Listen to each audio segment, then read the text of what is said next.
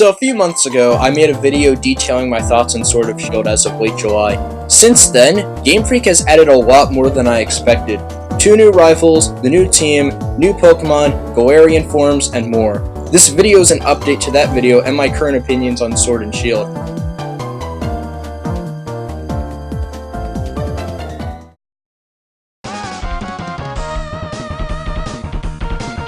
I have pretty high hopes for Bede. My problem with Hop is that he's too friendly. Seriously, I don't like it when Game Freak makes your rival your buddy.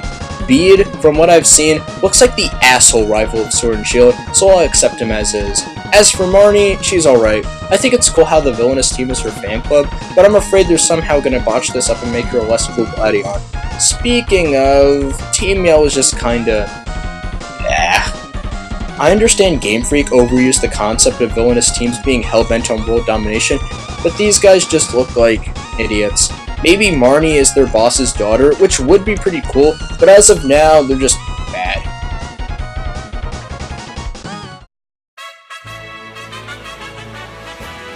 As for new Pokemon, I have one burning question. What's going on with the starters? What I mean is that Game Freak has been unusually quiet about them, mainly their evolutions. Normally they reveal the evolutions about a month or two before release, but this time they didn't. I'm legitimately really concerned. Please, Game Freak, I'm begging you. I need confirmation that Scorbunny will evolve into a firefighter. But seriously, I'm really concerned not only for the starters, but the roster as well. It feels like they barely revealed anything.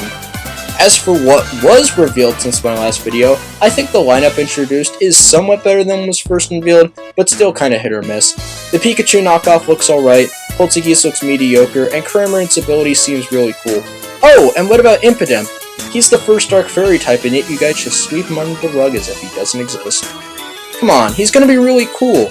But what Game Freak lacked in new Pokemon, they made up for with new Pokemon. As for Galarian forms, I was pretty surprised by this because I didn't think they'd do it again, but I really appreciate this.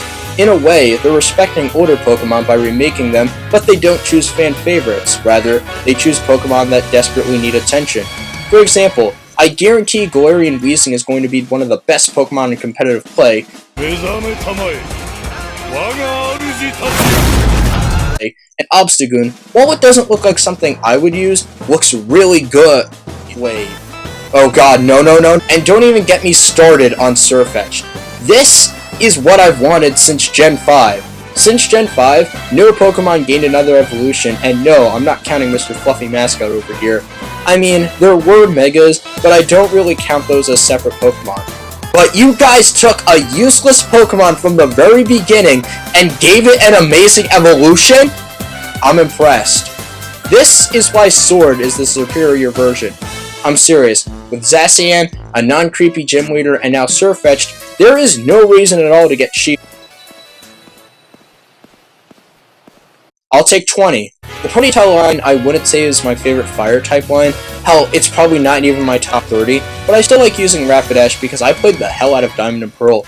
And like I said earlier, this is what I've wanted for a long time. Giving love to an older, lesser-used Pokemon. The new Dynamax forms look decent. Of course the 2 mascots in Gen 1 or Bait get a Dynamax form. But Butterfree? That came out of left field, yet I'm really happy to see a forgotten Pokemon get some love. All these new forms have great designs and their unique abilities are awesome. As much as I love the new Galarian forms, and as much as the Dynamax forms look awesome, this unfortunately leads me into my major complaint for the game.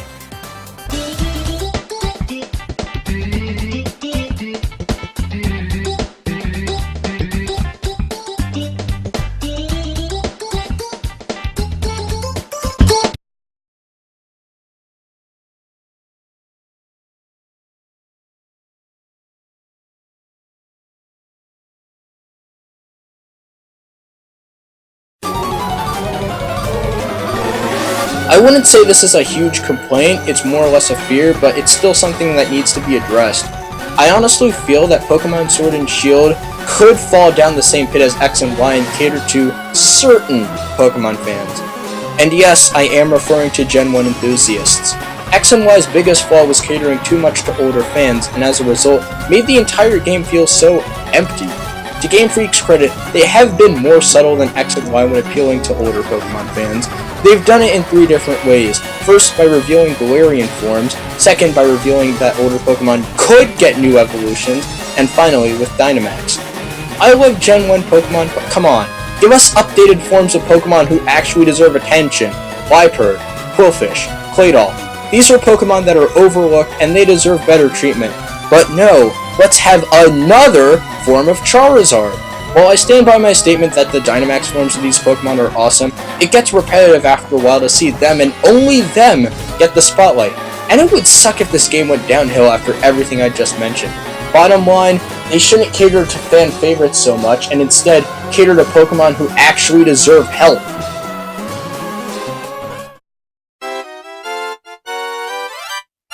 On a more positive note, Game Freak, I have to say, thank you so much for letting us skip tutorials.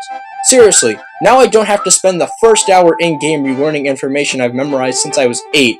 This is how you cater to older fans, not Charizard 4, the Dragonborn. Although, I could do without the forced XP share system from Let's Go. That worked in that game because it was designed to be easy for newer players, but this is a main series game where the difficulty can be ramped up a little bit. I realize this is more of a nitpick, but I still wish I could feel a little less guilty about it. As for Pokemon Camp, it's harmless. It's Pokemon to me 3.0. I heard that apparently the animations are reused from X and Y, but I don't really mind it, as, you know, it's just a side mode. Still, it would be nice if we could use these animations for something else.